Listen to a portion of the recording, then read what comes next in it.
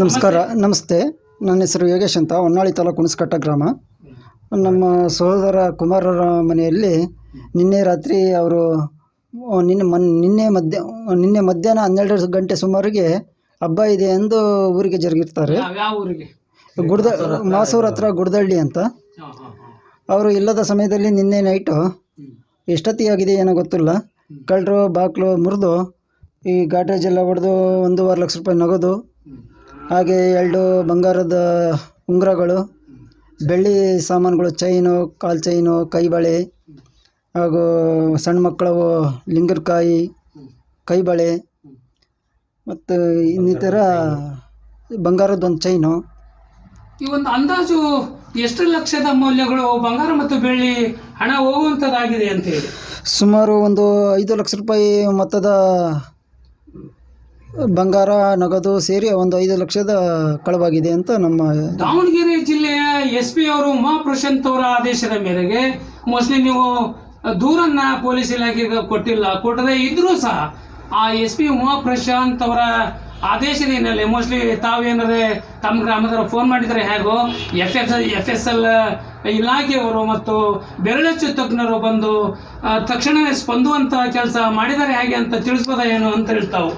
ಇಲ್ಲ, ಬಂದು ಸ್ಪಷ್ಟವಾಗಿ ಫಿಂಗರ್ ಪ್ರಿಂಟ್ ಸ್ಪೆಷಲಿಸ್ಟ್ಗಳು, ಡಾಕ್ ಸ್ಪೆಷಲಿಸ್ಟ್ಗಳು ಹಾಗೂ ನುರಿತ ತಜ್ಞರೆಲ್ಲ ಬಂದು ಮಾಜೂರೆಲ್ಲ ಮಾಡಿದ್ದಾರೆ. ಫಿಂಗರ್ ಪ್ರಿಂಟ್ ಎಲ್ಲ ತಗೊಂಡೋಗಿದ್ದಾರೆ. ಈಗ ನೆಕ್ಸ್ಟ್ ಕಂಪ್ಲೇಂಟ್ ಕೊಟ್ಟು FIR ಮಾಡಿಸಿ ಮುಂದಿನ ತನಿಖೆಯನ್ನು ಚುರುಕುಗೊಳಿಸಬೇಕಾಗಿ ಪೊಲೀಸ್ ಇಲಾಖೆಗೆ ಕೇಳ್ಕೊಳ್ತೀವಿ. ನೀವು ಇನ್ನೂ ದೂರು ಪೊಲೀಸ್ ಸ್ಟೇಷನ್ಗೆ ಕೊಟ್ಟಿಲ್ಲ? ಇನ್ನೂ ಕೊಟ್ಟಿಲ್ಲ. ಪೊಲೀಸ್ ಸ್ಟೇಷನ್ಗೆ ದೂರು ಕೊಡದೇ ಇದ್ರು ಆ ಪೊಲೀಸ್ ಇಲಾಖೆ ತಕ್ಷಣ ಸ್ಪಂದುವಂತ ಕೆಲಸ ಮಾಡಿದೆ ಹೇಗೆ ಅಂತೇಳಿ ದಾವಣಗೆರೆ ಜಿಲ್ಲೆ ಪೊಲೀಸ್ನವರು? ಇಲ್ಲ, ಸ್ಪಂದಿಸಿದ್ದಾರೆ. ಪೊಲೀಸ್ ಇಲಾಖೆಯವರು ಈ ನೀವು ದೂರನ್ನ ದಾಖಲಾತಿ ಮಾಡದೇ ಇದ್ರೂ ಸಹ ದಾವಣಗೆರೆ ಜಿಲ್ಲೆಯ ಪೊಲೀಸ್ ಇಲಾಖೆಯವರು ತಕ್ಷಣ ಸ್ಪಂದನೆ ಮಾಡುವಂಥ ಕೆಲಸವನ್ನ ಮಾಡುವಂಥದ್ದು ಮಾಡಿದ್ರು. ಅದ್ರ ಬಗ್ಗೆ ಏನು ತಿಳಿಸ್ಬೋದ ಹೇಗೆ ಅಂತೇಳಿ? ಹೌದು, ನಾವು ದೂರು ಕೊಡಲೇ SP ಮೇಡಮ್ ಅವರ ಆದೇಶ ಮೇರೆಗೆ ನುರಿತ ತಜ್ಞರು, ಫಿಂಗರ್ ಪ್ರಿಂಟ್ ಎಕ್ಸ್ಪರ್ಟ್ಗಳು ಹಾಗೂ ಡಾಗ್ ಸ್ಕ್ವಾಡ್ನರು ಬಂದು ತನಿಖೆಯನ್ನು ಮಾಡಿರ್ತಾರೆ. ಅವರಿಗೆ ಹೃತ್ಪೂರ್ವಕವಾದ ವಂದನೆಗಳನ್ನು ಮಾಡುತ್ತೇನೆ. ಆದಷ್ಟು ಬೇಗ ಈಗ ನಮ್ಮ ಹೊನ್ನಾಳಿ ಠಾಣೆಗೆ ಹೋಗಿ ಸುನಿಲ್ ಕುಮಾರ್ ಅವರ ಹತ್ರ ದೂರನ್ನು ದಾಖಲು ಮಾಡ್ತೀವಿ. ಅವರು ತನಿಖೆಯನ್ನು ಚುರುಕುಗೊಳಿಸಿ ನಮ್ಮ ಬಂಗಾರ ನಗದು ಅವನ್ನು ಬೇಗ ಕಳ್ಳರನ್ನು ಬೇಗ ಹಿಡಿದು ನಮ್ಮ ಬಂಗಾರ ನಗದುವನ್ನು ಹಿಂತಿರುಗಿಸಬೇಕಾಗಿ ವಿನಂತಿ ಮಾಡಿಕೊಳ್ಳುತ್ತೇನೆ. Okay, thank you madam. ನಮಸ್ತೆ. ನಿಮ್ಮ ಮನೆಯಲ್ಲಿ ಏನಾಗಬೇಕು ಇವರಿಗೆ, ಕುಮಾರ್ ಅವರಿಗೆ? ಪತ್ನಿನಾ? ತಾವು ಏನು ಹೇಳ್ತಾ ಇದ್ರು, ನಿಮ್ಮ ಪತಿ ಅಥವಾ ನಿಮ್ಮ ಮೈದ್ನವರು ಹೇಳ್ತಾ ಇದ್ರು 2 ತೊಲ ಬಂಗಾರ ಹೋಗಿದೆ, 1.5 ಲಕ್ಷ ಹಣ ಹೋಗಿದೆ, ಇನ್ನು ಚೈನುಗಳು ಹೋಗಿದೆ ಅಂತ ಹೇಳ್ತಾ ಇದ್ರು. ಆದರೆ ನೀವು ಆ ಸೀರೆಯಲ್ಲಿ ಇಟ್ಟಂತ 20,000 ಹಣ ಆ ಕಳ್ಳರು ಬಿಟ್ಟು ಹೋಗಿದ್ದಾರೆ ಅನ್ನೋದು ತಿಳಿದು ಬಂದಿದೆ. ತಮಗೇನಾದ್ರು ಗೊತ್ತಿದೆಯಾ ಆ ಹಣ ಇದೆ ಅಂತ ತಿಳಿಸ್ಬೋದ ಹೇಗೆ ಅಂತ ಅವುಗಳು ಅಂತ? ನಮಸ್ತೆ ಸರ್, ಇವು ಹುಣಸಕಟ್ಟ ಗ್ರಾಮ, ನಾವು ಮಾರಕರ್ಮನೆಯರು.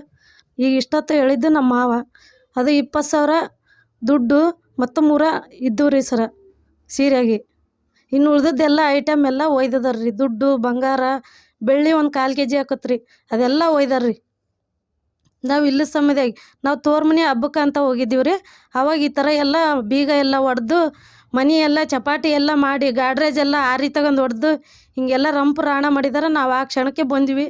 ನಾವು ಬರೋದ್ರಾಗ ನಮ್ಮ ಮೈದನರು, ನಮ್ಮ ಮಾವರು ಎಲ್ಲ ಅವರಿಗೆ ಫೋನ್ ಮಾಡಿ ಎಲ್ಲ ಪೊಲೀಸ್ನವರು ಎಲ್ಲ ಬಂದು ಎಲ್ಲ ಇದನ್ನು ಮಾಡಿದಾರೆ ರೀ. ನಾಯಿ ಎಲ್ಲ ಬಿಟ್ಟು ಅವ್ರಿಗೆ ಕಳ್ಳರು ಫಸ್ಟ್ ಅವ್ರಿಗೆ ಹೊಡೆದು ನಮ್ಮವೆಲ್ಲ ಒಡವೆಗಳು ಅವನ್ನೆಲ್ಲ ವಾಪಸ್ ಕೊಡ್ರಿ, ದುಡ್ಡು ಅವನ್ನ ದಯವಿಟ್ಟು ಪೊಲೀಸರ ಹತ್ರ ಕೇಳ್ಕೊಳೋದು ಇಷ್ಟೇ.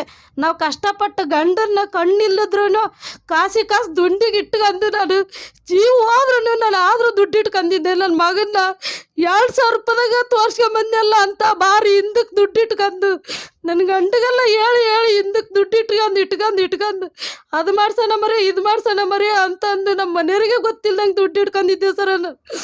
ಎಲ್ಲ ತಗೊಂಡೋಗಿದಾರ್ರಿ, ನಮಗೇನು ಬಿಟ್ಟಿಲ್ಲ ನೋಡ್ರಿ. ನಾವು ತೋರ್ಮನೆ ಹಬ್ಬಕ್ಕೆ ಹೋದಾಗ ದಯವಿಟ್ಟು ಪೊಲೀಸ್ರ ಹತ್ರ ಹೇಳೋದು ಇಷ್ಟೇ ನೋಡ್ರಿ, ನಮಗೆ ದುಡ್ಡು, ನಮ್ಮ ಬಂಗಾರ ಕಳ್ಳರು ನೀಡಿದ ಫಸ್ಟ್ ಇನ್ನು ಯಾರ ಮನೆಗೂ ಮಾಡಬಾರ್ದ್ರಿ ಸರ.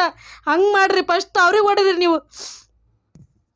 ಅಲ್ಲಿ ಈಗ 20,000 ಹಣ ಯಾವ್ದು ಇತ್ತು ಗಾಡ್ರೇಜಲ್ಲಿ ಹ್ಞೂ ರೀ.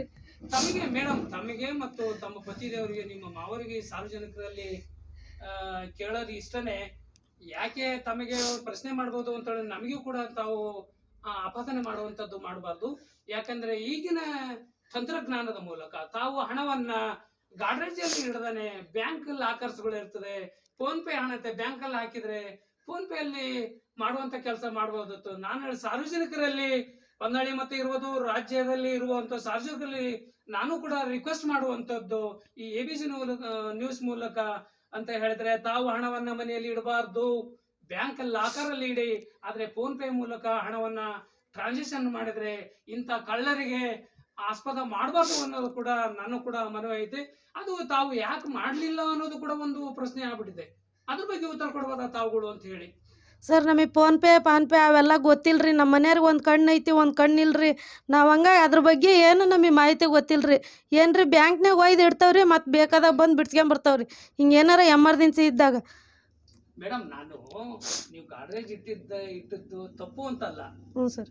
ತಮಗೆ ಯಾಕೆ ಹೇಳ್ತೇನೆ ಅಂತ ಹೇಳಿದ್ರೆ, ಈ ತಂತ್ರಜ್ಞಾನ ಇರೋದ್ರಿಂದ ನೀವೇನಾರ ಬ್ಯಾಂಕಲ್ಲಿ ಇಟ್ಟಿದ್ರೆ ಈ ಹಣವನ್ನ 1.5 ಲಕ್ಷ ಹಣ ಉಳಿತಾಯ ಆಗ್ತಿತ್ತು. ಅದು ಕರೆಂಟ್ ಕೆಲಸಕ್ಕೆ ಬಳಕೆ ಆಗಬೇಕು ಅಂತ ಹೇಳಿ ಆ ಗಾಡ್ರೇಜ್ ಅಲ್ಲಿ ಇಟ್ಟಿದ್ರು ಅಂತ ಹೇಳಿ ನಿಮ್ಮ ಗ್ರಾಮದವರು ಮಾತಾಡುವಂತ ಸ್ಥಿತಿ ಉದ್ಭವ ಇಲ್ಲ ಆಯ್ತು. ಹಾಗಾಗಿ ತಮಗೆ ಪ್ರಶ್ನೆ ಕೇಳುವಂತದ್ದು. ಹ್ಞೂ ಸರ್, ನಾವು ಕರೆಂಟ್ ಇದನ್ನ ಎಲ್ಲ ಮಾಡಿಸ್ಕೊಬೇಕು ಅಂತಂದು ಇಟ್ಕೊಂಡಿದ್ದೀವ್ರಿ. ನಮ್ಮ ಮಾವರು ತೀರ್ಕೊಂಡ್ರ ಈಗ ಯಾಕೆ ಖುಷಿಯಿಂದ ಮಾಡ್ಕೊಳಣ ಅಂತಂದೇಳಿ ಅದನ್ನ ಹಂಗೆ ಇಟ್ಟಿವ್ರಿ. ನಾವು ಹಬ್ಬ ಆದ್ಮೇಲೆ ಬಂದು ಮಾಡ್ಸ್ಕೊಳನ್ರಿ ಅಂತಂದೇಳಿ ಇಟ್ಟಿದ್ದೀವ್ರಿ. ನಾವು ಮಟ್ಟಿಗೆ ದಯವಿಟ್ಟು ಹೇಳೋದು ಪೊಲೀಸ್ನವ್ರು ಫಸ್ಟ್ ಹಿಡಿದು ಕೊಡ್ರಿ ಅಂತ ಕೈ ಮುಗಿದು ಕೇಳ್ಕೊಂತ. ದಯವಿಟ್ಟು ಎಲ್ಲರಿಗೆ ಹೇಳೋದು ಇಷ್ಟೇ, ಎಲ್ಲರೂ ಬ್ಯಾಂಕ್ನಲ್ಲಿ ಹಣ ಇಡ್ರಿ, ಬ್ಯಾಂಕ್ನಾಗ ದುಡ್ಡು ಇಡ್ರಿ, ಬ್ಯಾಂಕ್ನಾಗ ಬಂಗಾರ ಇಡ್ರಿ. ಎಲ್ಲರಿಗೂ ಹೇಳೋದು ಇಷ್ಟೇ. ಎಲ್ಲರೂ ಇದೆ, ನಾವೀಗ ಬೀರ್ನಾಗ ಇಟ್ಟು ಎಲ್ಲ ಕಳ್ಕೊಂಡು ಪಾಪರಾಗಿದ್ದೇವೆ. ಯಾರ ಬಡವರಾಗಲಿ ಸಾವ್ಕಾರರಾಗಲಿ ಎಲ್ಲರೂ ಬ್ಯಾಂಕ್ನಾಗ ಇಟ್ರಿ ದುಡ್ಡು ಬಂಗಾರ ಎಲ್ಲ. ಹಂಗಾದ್ರೆ ಸೇಫ್ ಆಗಿರ್ತೈತಿ. Thank you.